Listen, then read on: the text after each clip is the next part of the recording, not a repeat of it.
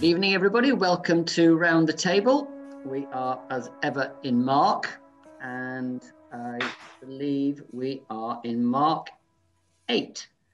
Here's Segon.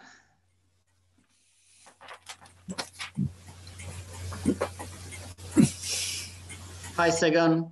Hello, everybody. Hi. Hello. Great to have you with us. We are just about to read the first passage, Segon. So, Edmund, could you read Mark 8:22 to 26, please?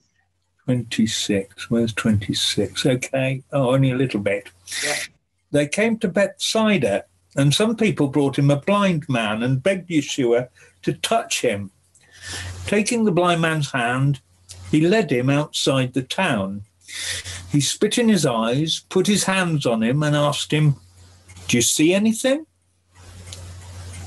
He looked up and said, "I see people, but they look like walking trees." Then he put his hand on the blind man's eyes again. He peered intently, and his eyesight was restored, so that he could see everything distinctly. Yeshua sent him home with the words, "Don't go into town." Right. Thank you, Edmund. So as I mentioned last week,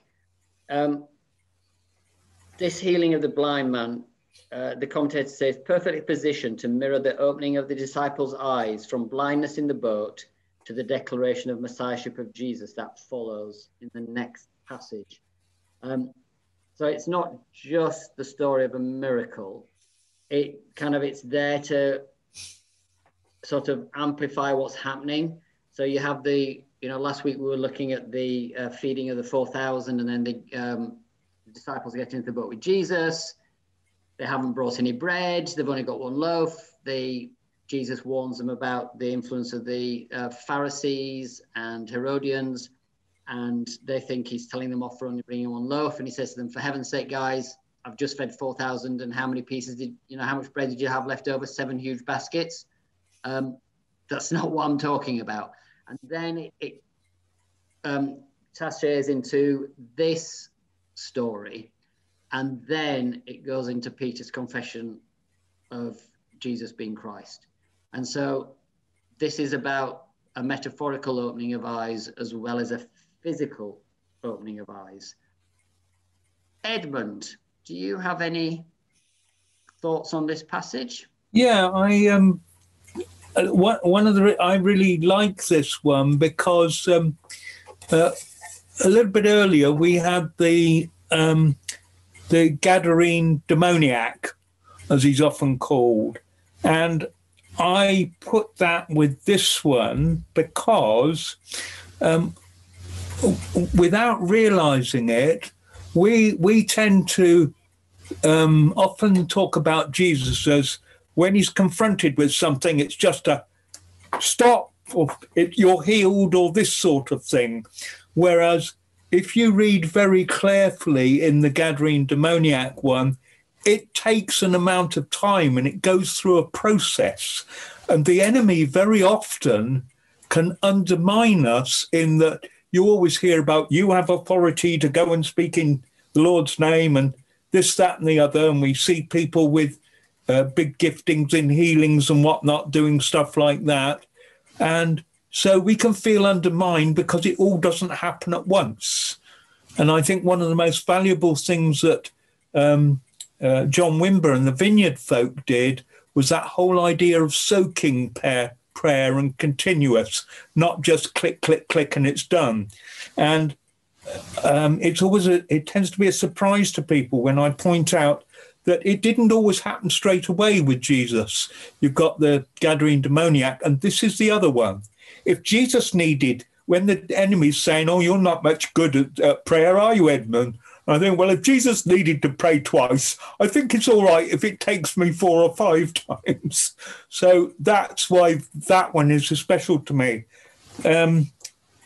Anything else? I happen to, like I say, I happen to be this includes where I was today, coming back round in my normal reading. And something struck me that I hadn't sort of thought before, and that's the bit about at the end, he sent him home with the words, the version I read this morning said, "Don't even go into the village." And I was sort of thinking, this is Bethsaida. Bethsaida is the place where at least 5 of the disciples come from. Peter and Andrew, James and John, and Philip. At least those 5, and some people suggest 2 more. But there's at least 5, and they're very used to Jesus. I tended to think, because of other places where things like this, that, Jesus is keeping them separate from people who might be, like putting people out of Jairus's house because they're not in faith. But it's Bethsaida, so I'm that one sort of struck me. I was a bit puzzled about why don't go into the town. The other one, just to let you know, I discovered recently that Bethsaida means house of fishers, fisherman house, which seems appropriate for where those fishermen came from.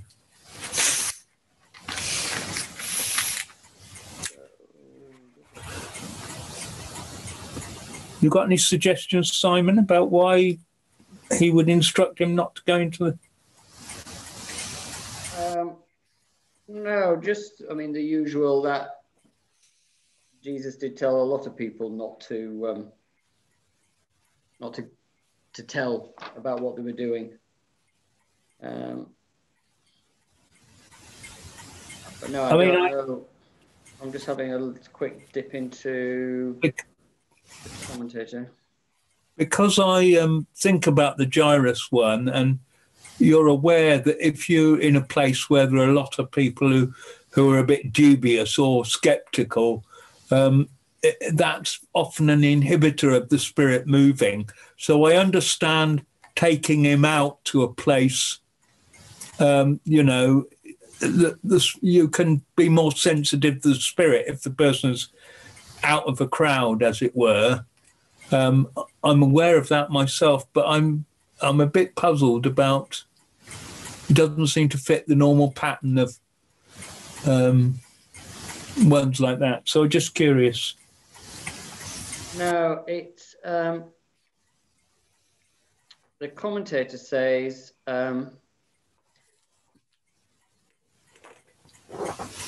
talking about Jesus' usual point of saying be quiet because he didn't want didn't want the attention.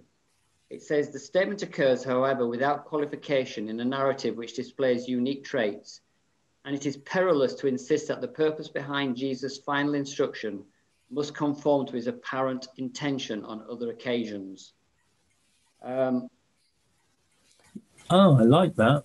So it says, don't think this is the same as the other times. That's perilous.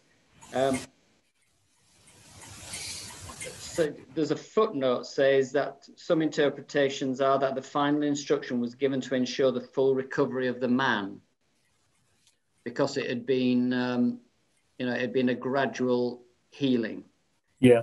But that is, that's a comment from a book called Some Notes on the Demonology of the New Testament. So, it's interesting because we'll have come across examples of where you pray for someone and there's some effect, and when they wake up the next morning, it's complete. So I've seen situations like that one. So that would fit in with that, wouldn't it? Yeah, but whilst the commentator says don't jump to conclusions that it's the same reason as other times, he doesn't actually suggest what the actual reason might be. So I would hazard a guess that it's a question that people would love answered, but they don't currently have one of those insight. You store up to when we get there and say, can you just explain this bit of the scriptures, Lord? No, I don't think that's not going to be at the top of my list. I got plenty of others, Edmund, that are above that one. So let's move on to what this whole piece is presaging. Edmund, can you actually, we're going to read the whole passage, but we'll then take it apart. I decided to just, these next three sections all flow together so well, I decided not to separate them. So Edmund, through to the end of the chapter. 27 to the end of the chapter, please. Yeah. Yeah, and in fact, I mean, but we'll get to it when we get to it. Chapter 9, the beginning of that is connected to the end of chapter 8. So Yeshua and the Talmudim went on to the towns of Caesarea Philippi. On the way, he asked his Talmudim, "What are people saying I am?" "Some say you're John the Baptist," they told him. "Others say Elijah, and still others, one of the prophets." "But you," he asked, "who do you say that I am?" Peter answered, "You're the Messiah." Then Jesus warned him not to tell anyone about him. He began teaching them that the Son of Man had to endure much suffering and be rejected by the elders, the head priests and the Torah teachers, and that he had to be put to death. But that after 3 days he had to rise again. He spoke very plainly about it. Peter took him aside and began rebuking him. But turning round and looking at his Talmudim, he rebuked Peter. "Get behind me, Satan," he said, "for your thinking is from a human perspective and not from God's perspective."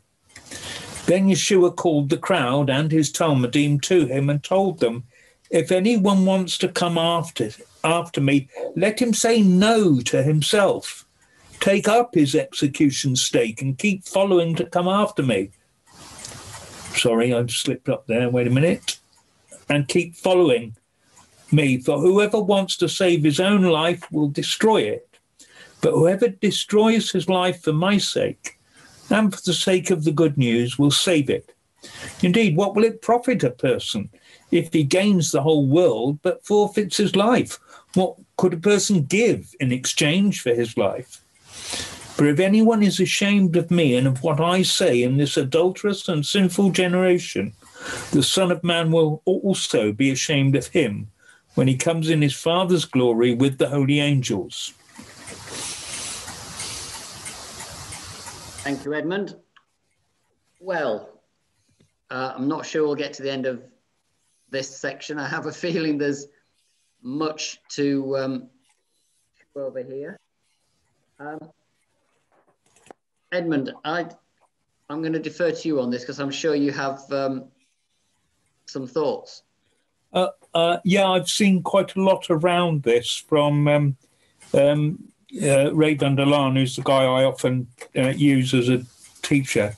Caesarea Philippi, it's just a rather unusual place for a rabbi to be taking his young disciples. Most Jewish mothers would not want their sons anywhere near Caesarea Philippi. It's right up in the north, just below Mount Hermon, which is one of the two mountains, and this will crop up later, called the Holy Mountain in Scripture. There are two mountains referred to as the Holy Mountain, and one of them is just north of Caesarea Philippi. Caesarea Philippi was a very pagan place. It's the sort of centre for Pan worship for the whole world. It was like Mecca for Pan worship. And the stuff that went on there was absolutely gross. And the pigs that we heard about, that was their key animal. An awful lot of pigs were involved up at Caesarea Philippi. And it's interesting, it says on the way, he asked his disciples, "Who are people saying I am?" Now, one of the interesting things there is you've got the main road that runs through, and going up sort of the coast direction, the Via Maris, and at some point, and it wasn't quite sure where it was, the road forks and it begins to go to the east to another main route. And there'd been debate about the routes. And it's important because if we knew where it turned, we would know which was the Damascus Road. Right. right?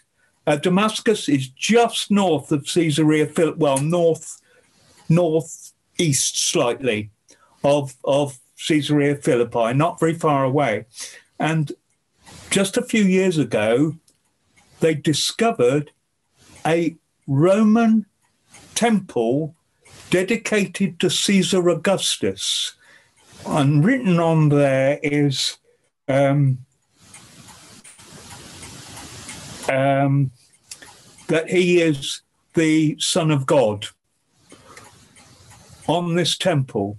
And the point is that then makes it clear that this is the road that is the Damascus road, because it's right by the road. And if you're walking to Caesarea Philippi, you walk right by it.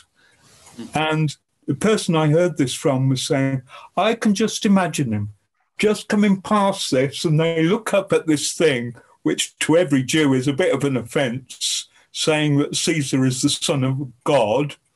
And Jesus, he says, I can picture, this is the point when Jesus says, who do men say that I am? And if you read Peter there, it fits beautifully if you imagine them just passing the temple, right? So anyway, that's just a bit of, I rather like that bit, that he was reacting to walking past this temple. And then the other thing that strikes me about this, after he says you're the Messiah, and this crops up whichever translation you're reading, then he began teaching them that the Son of Man had to endure much suffering. It's at this point, he hasn't talked about this side of things until this key point. Why? Because this is the point when he officially acknowledges he is the Messiah. So once they've got that bit in place,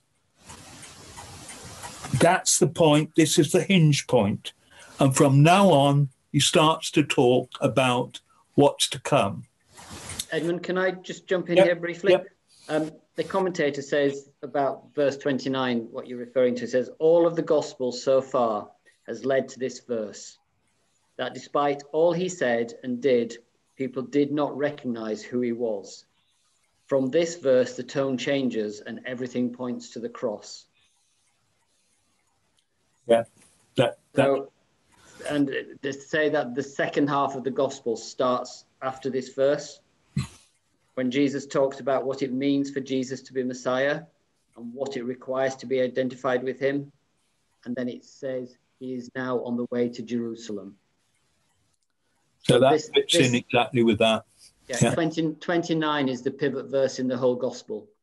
Right. Everything I up to 29. called it hinge point, so that's quite good. Everything up to 29, and then everything from 29. Yeah. But from 29, we're heading to Jerusalem.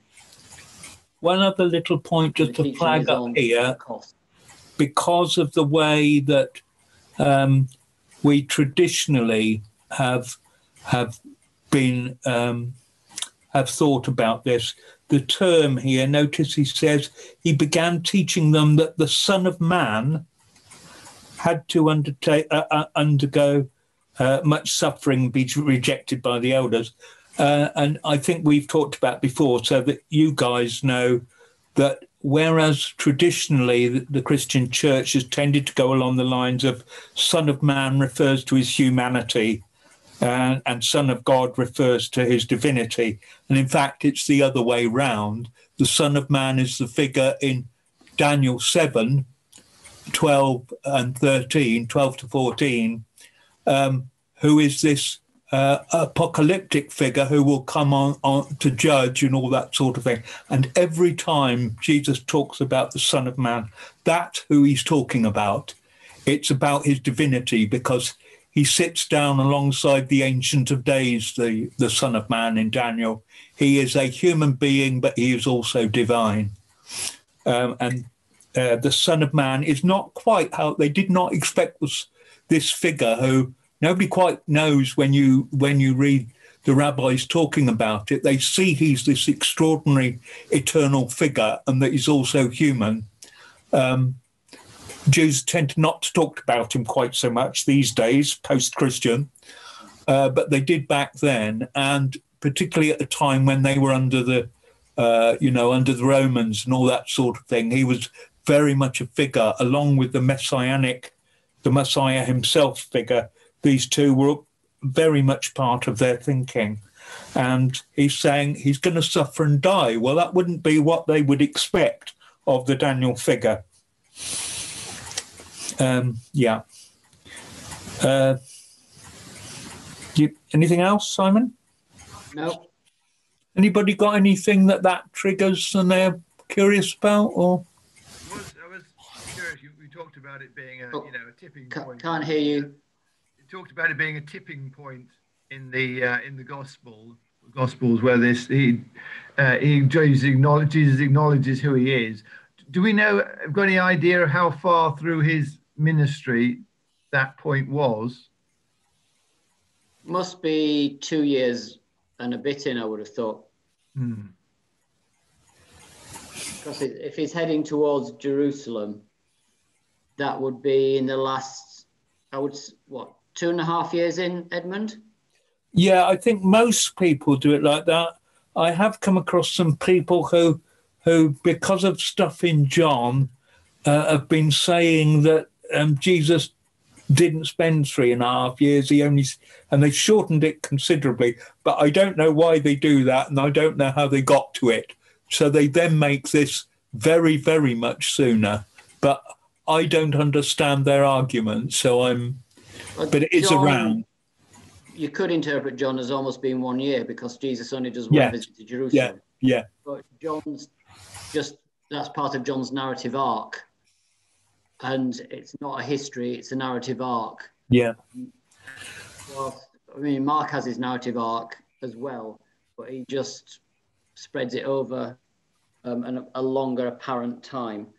And just to reinforce what Edmund says, we can't underestimate the intellectual issues and emotional issues the people of the time would have had at the concept of Messiah being killed and suffering.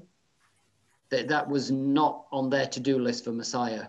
It was very much more a triumphal, looking at the triumphal elements of Messiah. And that's exactly what Peter goes on to demonstrate. This is just not how we see it. This isn't who Messiah is going to be. Messiah is not going to suffer. Messiah is not going to die. And, Jesus, moving on from here really tries to help them to understand that actually, no, we have to take, the full body of Scripture, not just the bits that we like, not just the bits that say the triumphal Messiah, but also the suffering servant. So, Edmund, do you want to move on to our friend Peter? I'll move on to this bit. And this bit, I think, will perhaps surprise people a bit more than some of the things I come up with. But I'll explain as I challenge what we're normally used to. When it says that. He spoke very plainly about it, and then Peter took him aside and began rebuking him. Turning round, he looked at his disciples. It's interesting that different translations will have slightly different wording at this point. He rebuked Peter. "Get behind me, Satan," he said.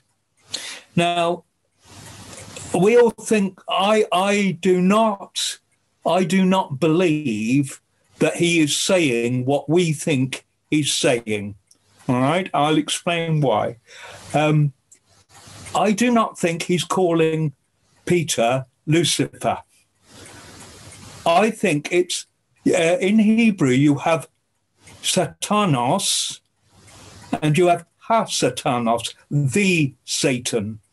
And Satanos means adversary, rebel, what's another word? Someone who's resisting you, rebel, adversary. I can't think of the third word that they put down together. And I think he's basically saying, you're resisting what I'm trying to do. You're being an adversary. He is not saying that this is Satan because of the very next line. He says, for your thinking is from a human perspective and not from God's. To me, it doesn't make sense if he was talking to Lucifer that he would say your thinking is human.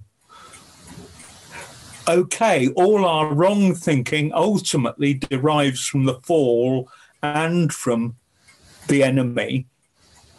But, it all goes back to the fall and all that sort of thing. So you can say everything derives from him originally that's not God. But I don't think he would say to the enemy, who he's had discussions with in the wilderness, I don't think he would accuse him of thinking like a man rather than God. So I think it means Satanos, the adversary, the person who's resisting me. Remember, he says when Judas comes along, do what you what is it you call? Do what you've come to do, my friend. Because Judas is within the framework of what Jesus knew was going to happen. So Judas wasn't being contrary to the purpose of God. Whereas Peter, don't go down that road, Lord. That's resisting what God wants to do. And then he goes on to say, have I explained myself properly? Does that make sense to folk? I mean, you may not agree, but you understand why I say what I say. Then Yeshua called the crowd and his disciples to him, and he said, if anyone comes after me, let him say no to himself. I've just said no to myself, in effect, by not accepting what Peter said. Right? I think he's continuing the same argument on why we don't have to do what we want to do. We have to do what God wants us to do. Let him say no to himself. In this Bible, they don't use the word cross because it's a very negative word for Jews because of history. So they call it the execution stake. No to himself, take up his execution stake and keep following me. For whoever wants to save his life, Peter, you're wanting to save my life, but that's not the way. Whoever wants to save his life will destroy it. But whoever destroys his life, lets his life go, for me, for my sake and for the sake of the good news, will save it. Indeed, what will it benefit a person if he gains the whole world but forfeits his life? I think he's following the same argument, having just spoken to Peter. Anybody else? Yeah, I understand your argument for get behind me adversary. But looking at the Greek text, you could just as readily translate it as Satan. And looking at so I was looking at the text where Jesus, when they say, when Jesus says, can Satan cast out Satan? And it doesn't have anything before Satana. Yeah, it's in the Hebrew, you've got the H there. It's not in the Greek. But whether you translate it as Satan or adversary, who is the prime adversary of God? Yeah, I mean, like I say, it does derive right the way back. But I do think he's not accusing Peter of being like Satan. I think the way I would interpret it is he's not accusing Peter of being like Satan, but he's emphasizing that mindset, that worldview of power without suffering for Messiah doesn't derive from God. It does derive from God's adversary. And all that Peter is doing is he is mimicking and speaking out the current religious view of who Messiah is. And that worldview is the worldview that the scribes and the Pharisees and the chief priests have. And it's that worldview that will eventually lead to Jesus being crucified. And so Peter isn't Satan. He isn't under the direct influence of Satan, but he's under the influence of the worldview that is culcated by Satan. Yeah, I would. Yeah, I would accept that. The other thing that once I was aware of what the word meant, it's suddenly some funny places in Revelation where it talks about people being a synagogue of Satan, which sounds like something from a Hammer horror movie or whatever. All of a sudden, they make much better sense if you read it opponent, or which is the other word that opponent, adversary, rebel. That makes much better sense, because in one of the letters he says, I will tell those who were either followers of Satan or synagogue to come and bow at your feet and acknowledge that indeed God is with you, sort of idea. And that doesn't really make sense if it's a demonic, but it does make sense if they're adversaries who finally come round to accepting, because everywhere Paul went, he had adversaries rise up in the synagogues. And if you put adversary in, instead of thinking it's to do with Hammer horror type Satan, suddenly those passages make a lot more, it's not so weird, if you know what I mean. Yes. I mean, I think we have to, with all these things, Satan is a personified being who is the ultimate incarnation of evil and rebellion. But his rebellion has influenced culture so massively, and therefore influences people.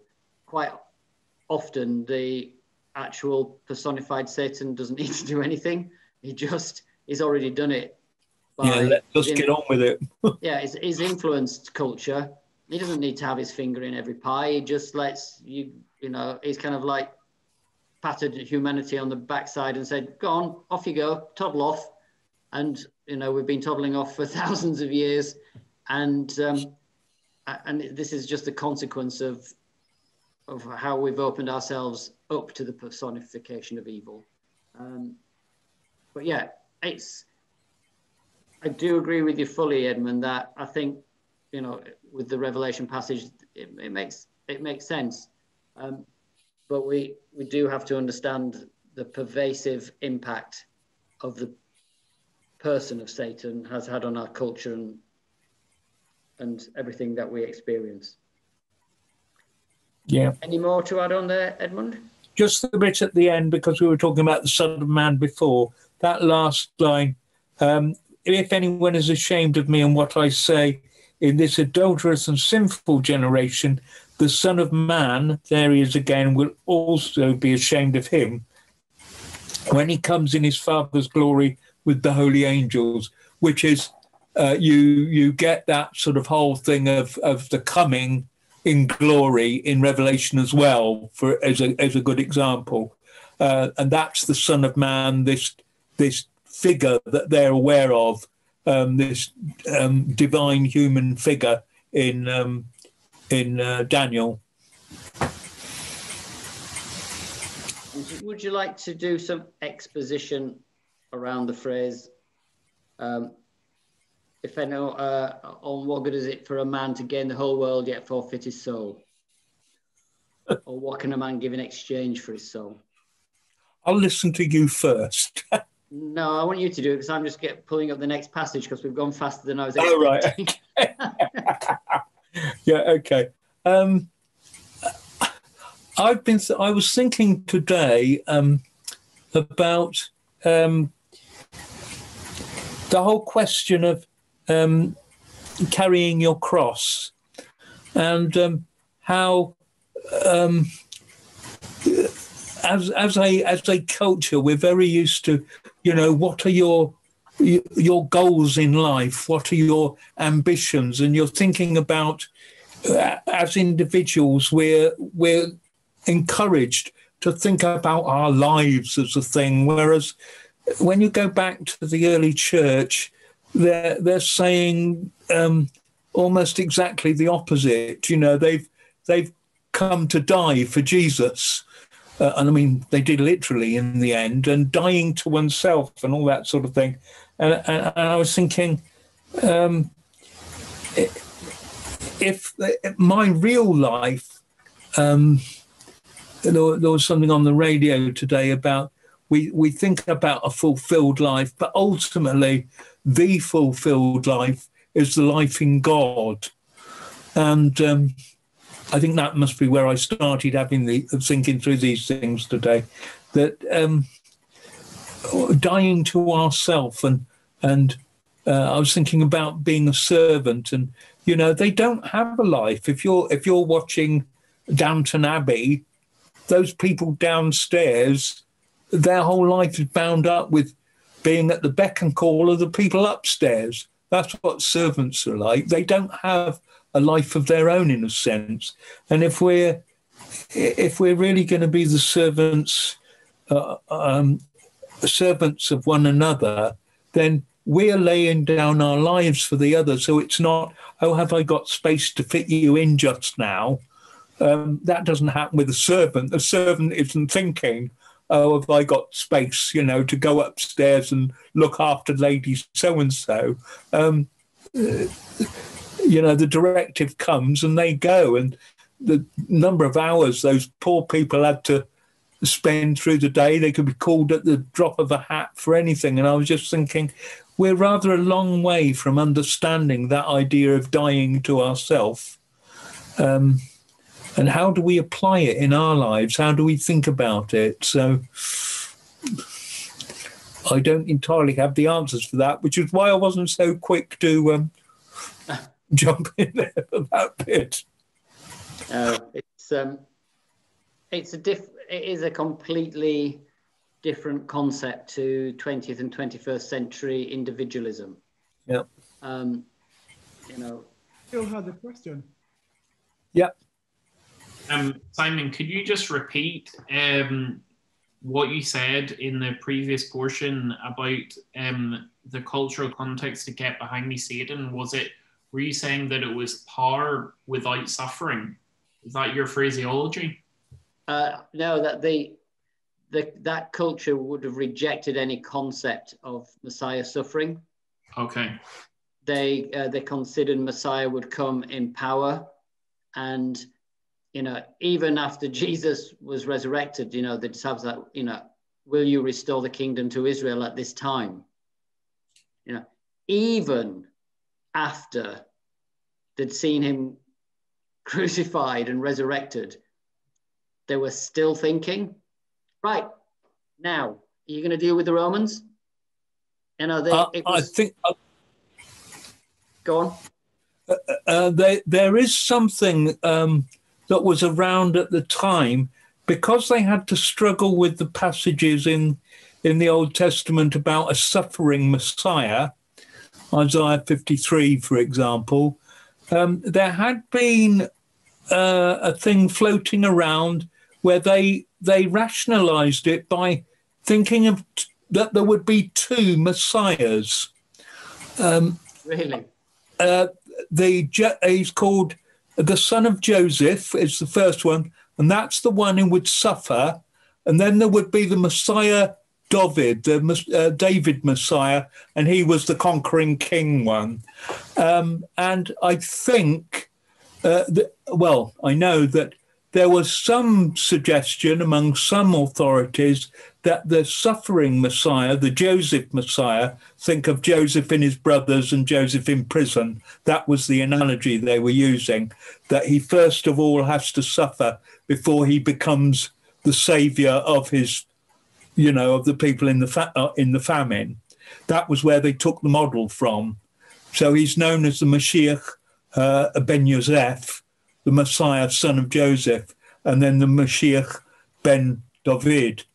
And there were some people that suggested that the Joseph Messiah would actually be killed, but some people suggested he would be resurrected.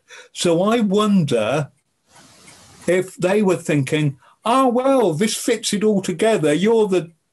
This was actually two things, and now are you going to restore it? You're actually one person, not two. So I wonder if that's where they were thinking, rather than not getting it.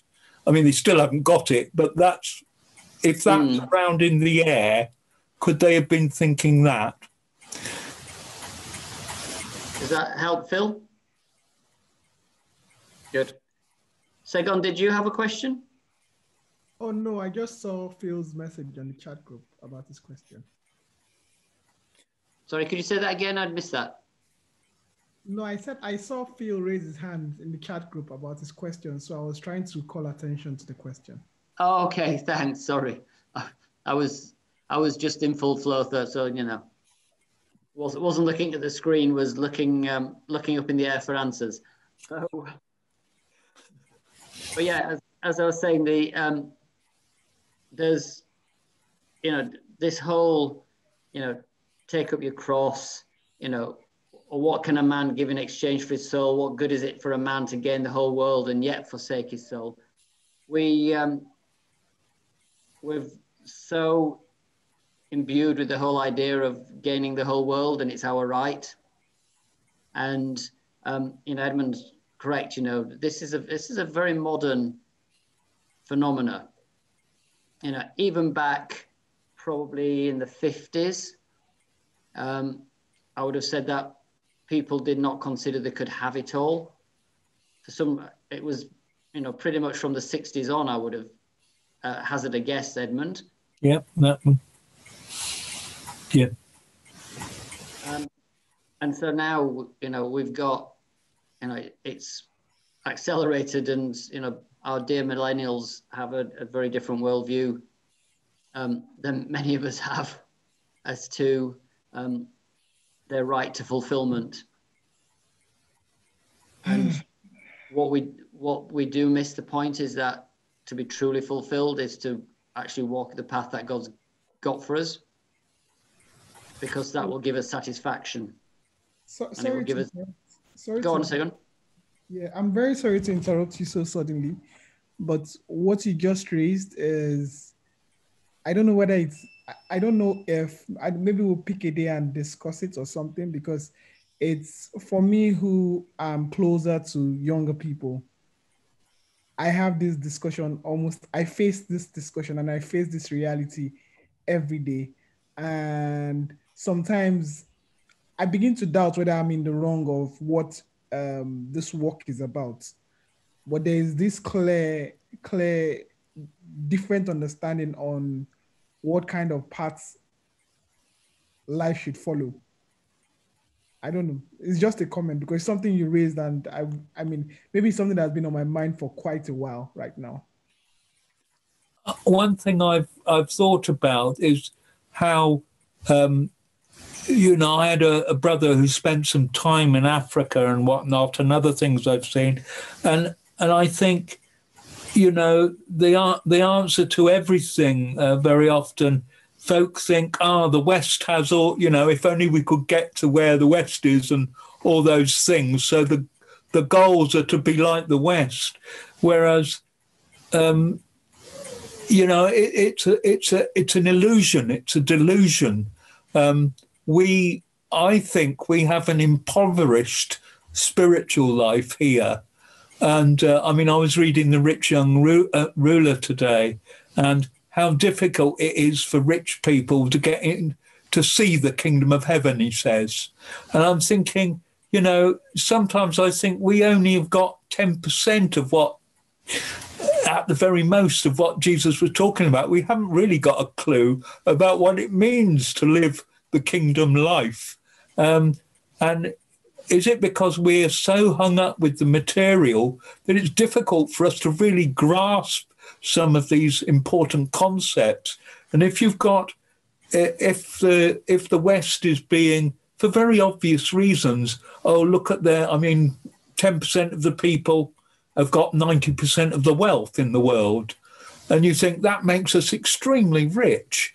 And therefore, I think that Is that getting in the way of us really understanding the kingdom? And then we're projecting this lie to people in the third world who think, oh, this is what it's all about. This is where you have to get to. So your young people, Segun, what they think life is about is what they see in the media and all the stuff about the West.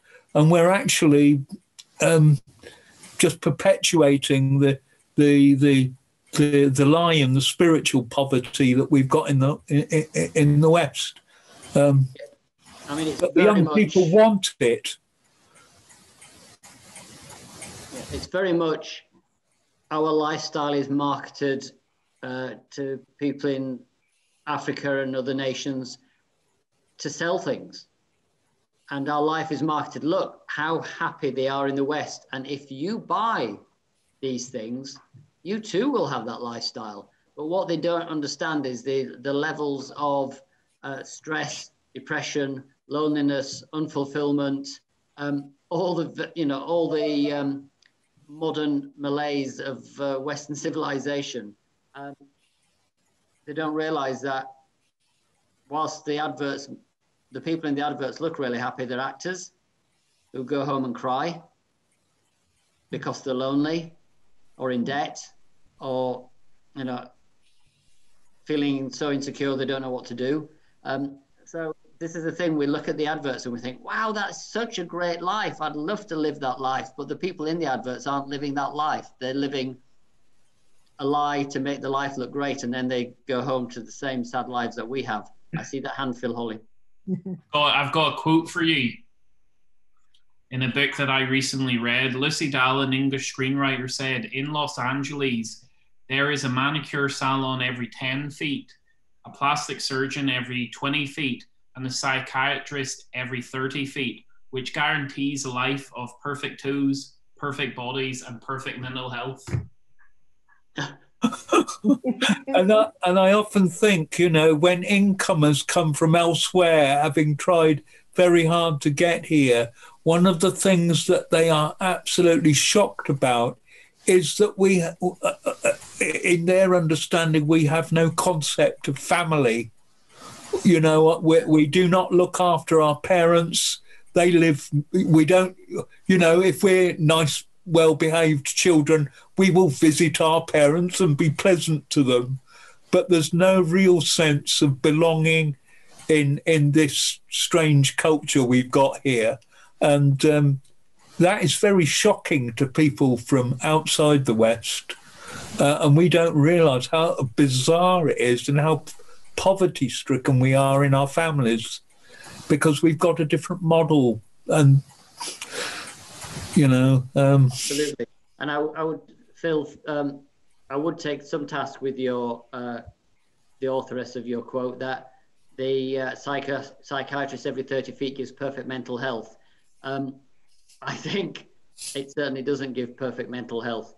Well, so sorry, the context to the book is it's basically how, again, it was basically to confirm what you're suggesting, that what we offer in the West is actually false. And so it's in a book on perfecting ourselves it's called Perfecting Ourselves to Death, and how we are in pursuit of this perfect ideal which we will not reach. So it's kind of a bit of a tongue-in-cheek play on what life can be like in the Western world. Yeah.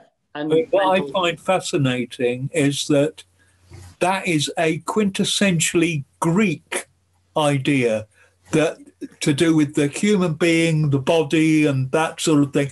It's like we've returned to ancient Greece with their notions of what values were, whereas you get the Jewish Old Testament picture of what value was, and it's the exact opposite of the Greeks. So always the great challenge for the Jewish culture was Hellenization, for one way or another.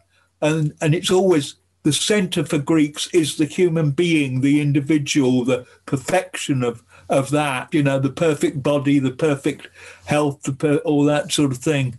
And we're just, without realizing it, we're in the middle of this totally ancient Greek wrestling thing with with what the Bible says is what it's all about. And that's when Jesus says here, you know, you want these things of life, but, you know, in the end, you get nothing at all if you go for these things. So we actually missed one verse that is start of the next chapter, but is actually part of this passage. So I'm just going to bring that up. I shall read this, Edmund. Yeah. This follows on from, if anyone is ashamed of me and my words in this adulterous generation and sinful generation, the Son of Man will be ashamed of him when he comes to his Father's glory with the holy angels. And he said to them, truly I tell you, some who are standing here will not taste death before they see that the kingdom of God has come with power. Anything to share on that to finish us off, Edmund?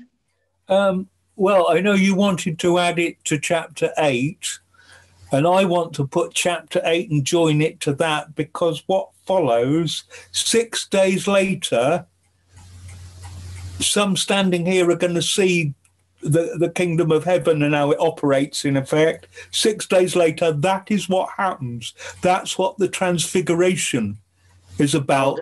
Don't jump the gun, Edmund, because you're stealing next week's thunder. Yeah, but that's why, to take the verse and stick it on to 8, it is also joined to the next bit of 9. So yeah, it's the it's kind of the joining verse of the two parts of the story that, you know, or the next part of the story. Mark's very good at these transitionary verses, isn't he? I wrote a whole thing some years ago that all came very fast. I'm not normally able to write notes or anything, but I wrote a great whole thing over about 2 or 3 of these next. Well, it was the Matthew version in Matthew. This point about 2.5, and it didn't stop for 2.5 chapters, and it all linked together. And excellent. So we've got some material for next week, then, Edmund. Well, it's about, Jesus has just said, in effect, this is what it looks like, but what you don't see is the reality. He's just said that, you know, and what he then goes on to say, this is what it actually is. We see Jesus and he just looks like a normal person, if you're the disciples. Then all of a sudden they see him in glory. That's the actual invisible reality. Just as the life that he was talking about before is hidden, but is the real thing, and the thing you think is valid isn't. And that follows, he follows a thread all the way through, in Matthew at least, which is about what it looks like, but what's really going on. Well, if you want to hear Edmund's 2.5 chapters, you're going to have to come back next week, folks. When we do Matthew, we'll do that one. Well, we're going to steal some of the ideas for Mark's telling of that story.